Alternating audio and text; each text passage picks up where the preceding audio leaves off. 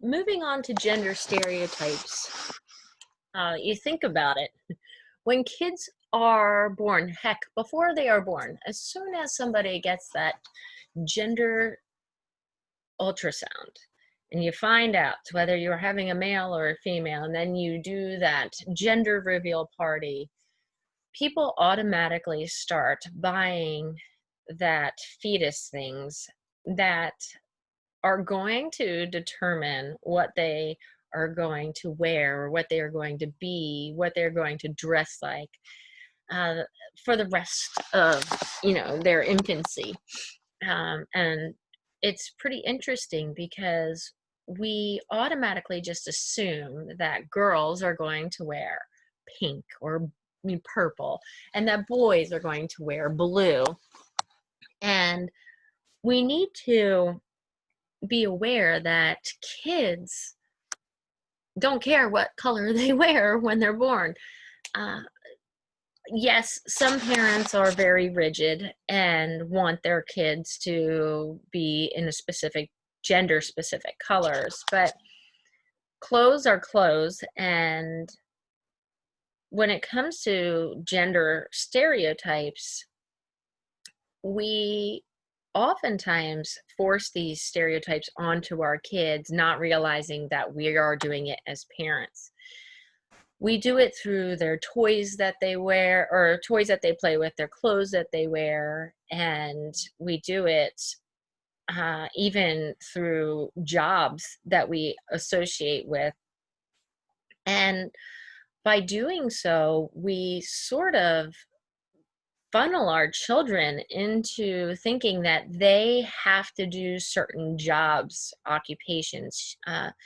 They have to go into certain careers. They have to be a certain somebody. And if they don't, then they are not fitting into who we want them to be. But quite honestly, um, when I had my children, I wanted them to be gender neutral. I did my nursery in bumblebees, and so I didn't care whether my kids wore blue or purple or red or yellow, whatever color clothing was given to me, I accepted it because I knew I was having a girl when I had Addison, but my entire baby shower was as if somebody puked pink. And it was at that point that I realized, what am I doing? What am I doing to my daughter? And I remember my mother-in-law researching dance schools while I was still pregnant. And at that point, I was like, my daughter will never do dance. And it was not because I didn't want her to do dance. It was just because I was like, no one is going to tell my daughter what she can or cannot do simply because she is a female. I will let my daughter do whatever she wants. And unfortunately, we do this. We funnel kids into certain sports even simply because of their gender. And we need to be more open with children and let them be kids. But unfortunately, we as adults are the ones that are so weak. We're so concerned with what other people will think of us that we push ourselves and our beliefs onto children. And we sit there and we say, well, I have a daughter, therefore she must do this. She must be a dancer. She must wear pink. She must wear pretty bows that are too big for her head so that everyone knows that I have this beautiful princess. But in my mind, I sit there and I say, who cares if people know that your child is a female? What should be important is that they know you have a child. And what is it their business? So think about it like that. And realize that you should be focusing more on your child being healthy, mentally healthy, and growing up in a stable environment. Whereas when you're pushing these gender expectations on them, you're actually limiting their expectations. You're limiting their resources. You're limiting what they are and who they can be when you force these gender expectations on them. This is one thing that I wanted to show you. Usually I let you guys do this in class, but you see, these are two teethers. And this says right here, we have, this is for a sweet baby girl. And over here, we have, this is for a sweet baby boy. One is a hammer, and this is a diamond ring. Why does it matter? A baby is going to chew on it no matter what. They do not care if it is a ring or if it's a hammer. They just want to chew on it. So why are we starting at infancy with boy and girl teethers? Shouldn't they just be teethers? And I know you might be sitting there saying, oh, it's just for fun, Mary. But in all seriousness, let's think about this. It again starts at infancy. We start at infancy, and then we just continue it on through toddlerhood, and then on through early childhood, on through middle childhood. And it just never stops. How can we reduce stereotyping? Well, honestly, delay the exposure. Yeah, like just let kids be kids. My kids, yes, they did have a grocery cart. They did, but they also had diggers. They had Matchbox cars. You know, they had princess gear, but they also had Marvel costumes. So they had a mixture of different things that were from different genders, so that they could go and be whomever they wanted. They, as far as gender roles were concerned, I remember one year my daughter, she wanted a Doc McStuffins kit, and that is all she wanted. And I went to the store, and I believe it was around $25 for this little cheap kit. And I thought, I am not paying $25 for this kit. I'm basically paying $25 for the Disney name. And I got really upset. So I went to this other section that had cheap doctor's kits, but one was a doctor kit, had a little boy on it. And the other one was, and it was blue, and the other one was pink, and it said nurse's kit. And both had very similar items inside, but again, the pink one said nurse, and the blue one said doctor. And I was like, there is absolutely no way I am going to limit my kids and say that she has to, you know, be a nurse, be purple. She wanted a doctor's kit. So I was going to get her a doctor's kit. And there's nothing wrong with being a nurse, but she wanted a doctor's kit. But it said for boys. And that would have bothered her. So I was like, well, Disney, you're getting my $25. And so I got her that Doc McStuffins because she wanted a doctor's kit. And that is one of those things that, again, really irritated me, is the idea that you have to be a male to be a doctor and you have to be female to be a nurse, because that is absolutely false. And the number of male students that I have that want to be nurses is starting to grow, and I think that's fantastic. And the number of female students that I have that want to be doctors is starting to grow, even though, quite honestly, there's thousands of female doctors already, but the number of male nurses that I have is, honestly, in the past 12 years, is starting to grow. One of the things too, I think that is really important, at least for me, is the fact that I'm a working mother, and I have multiple degrees, and I'm showing my kids that you can have multiple roles and you can continue to do it all. And I want to show my kids that you don't have to be a male to just bring home the money. I want to show my daughters that yes, females can do everything a male can do. As a matter of fact, in our house, our roles are a little reversed, where my husband does the laundry, my husband primarily does the grocery shopping, and there would be times where when I had my therapy business, I would come home later than everyone else and dinner would be ready and I would come in. So it was definitely reversed stereotypes in our house. Now, I want to talk to you about some of the different child rearing styles. I will tell you that authoritative and authoritarian oftentimes do get mixed up. I'm going to point this out real quick.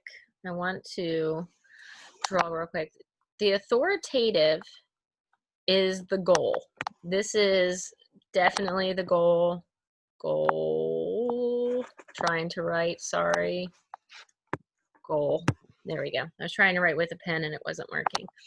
This is the goal. The authoritarian, no. Permissive, no. Uninvolved, clearly they're not parents, okay? So the goal is authoritative, but a lot of times people mix up authoritative with authoritarian.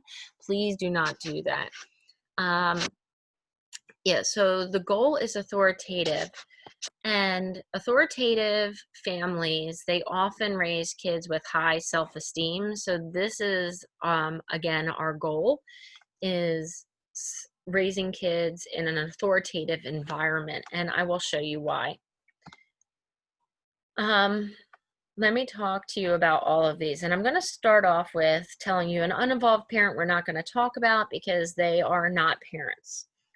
I will tell you that I will possibly make some of you a little upset because some of you have been raised by permissive parents, and I do believe that the permissive parent has been the detriment to society. The permissive parent is the reason that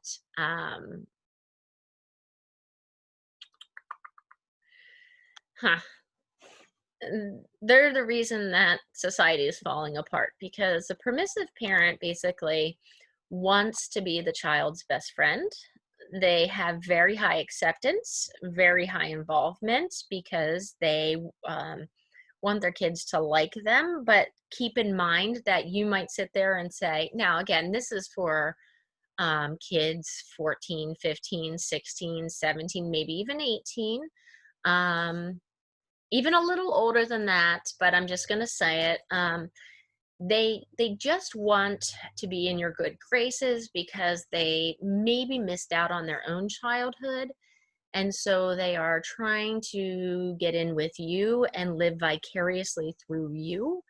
They technically don't have very high control because while you are friends with them, you don't necessarily respect them. You are, you see them more as a friend, not necessarily as a parent. So when they try to control you, when they try to say, hey, don't go out, you are like, yeah, whatever. And so when it comes to the permissive parent is the one that would be like, hey, I'll buy you alcohol. Hey, it's okay if you drink as long as you're around me. But honestly, that's basically like saying, hey, it's okay if you break the law as long as you're around me. Does that make any sense to you? Because it doesn't make any sense to me. The authoritarian parent, when it comes to their acceptance and involvement, is very low because they rule out of fear. And they have very high control because honestly, the kids are afraid of them. So when it comes to respect, the kids do not respect them because they're not getting any respect in return. So they are just afraid, so they do what they're supposed to do. Then we come up to the authoritative parent. The authoritative parent sets realistic expectations, has rules, has structure, but also has guidance. And honestly, an authoritative parent, when it comes to their control, you see how it says it's adaptive. That basically means that the authoritative parent is sitting there saying, okay, so this worked before, but now you've grown up, so maybe I have to change a little bit. And quite honestly, when it comes to expectations, I want to show you that this is easier for me to show you in person, but I'm going to try this here. A permissive parent, let's say your ability level is right here.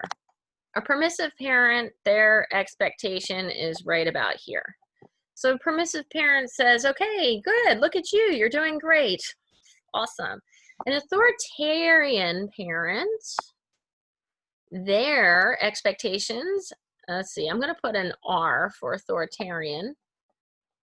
Their expectations are way up there. So if your ability is right here, you see how far up that is. It might like get really frustrating for a kid to get all the way up to the authoritarian's expectations, simply because they're like, I don't know how to get up there. This is really hard for me. And so it's like they're constantly struggling, and they're I think of somebody that is struggling in water and they're bobbing up and down, and they're like, I can't breathe, and they just can't quite survive. And then you have the authoritative parent who, again, we have our ability level is here, but their expectation is here. And you might be like, well, yeah, but the expectation level is above their ability. Well, yes, but the authoritative parent says, hey, okay, so you got to be on a test. That's pretty good. Did you study hard enough? Do you think you did all right? And you might say, well, you know what, I did, but I think I can study a little harder next time. Okay, bud. All right. So then the next time you study a little bit more, and then you get an A. So now you meet that expectation. So then what happens to the authoritative level's expectation is it goes up. And then you come back and you're like, oh, guess what I did? Like, I made the swim team. Oh, fantastic. You did awesome. What are you going to do on the swim team? I'm going to try and be captain. Oh, that's fantastic. What do you have to do to be captain? And then they figure it out. So you see how they're working together in order to figure it out, so that they are slowly meeting the expectation, and they're slowly rising up, so that eventually, because they're working together and they're being helped, they're eventually meeting the expectation with the ability level, and they're not sinking or, gasping for air or whatever. And now the authoritative parent basically just guided them up. They didn't do it. They didn't enable them. They just helped them survive. And so they taught them. And now the self-esteem of the authoritative child is extremely high because they did it themselves. Where the kid that was raised in the authoritarian home, their self-esteem is very low because they're still down here. And the self-esteem of a permissive child is still down here because they're still down here. Whereas you have somebody that's raised by an authoritative parent who set expectations, has rules, said, hey, you know what, you can do this, but I'm just not going to do it for you. Now you can see how it helps them to grow. Let me just get rid of this. Clear. All right. So some of the consequences of maltreatment, honestly, kids, it can lead kids down a very tough road. It can lead them to feeling very down about themselves. That bucket can lead to being very empty, and they can learn how to not handle situations very appropriately. It can lead them to a lifelong illness such as depression. And also, they may not understand how to socially interact with other people, so that impaired empathy and sympathy. They may turn to self-healing using substance abuse, and also it can absolutely affect them academically. How can we prevent child maltreatment? Well, guess what? That's what I did. I went into homes and worked with parents and said, hey, there are other ways that you can work with people. There are other ways that you can talk to your kids. There are other ways that we can deal with this. And you do not have um, to to talk down to your kids. You can work with your kids and you can be supportive of your kids, and we can bring them up. The funny thing is, if I was to go back, if you were to guess which one of these, well, let me talk to you about this real quick. Um, a lot of times it's very difficult to remain within one of these rearing styles. So sometimes parents dip within multiple ones. If you were to guess which one you think I am in, or which multiple ones I am in, I'll give you a second. I would tell you that, yeah, I'm authoritative, but I tend to dip into authoritarian. I tend to have extremely high expectations, not only for my children, but for everyone around me. And that is something that I'm constantly putting into check.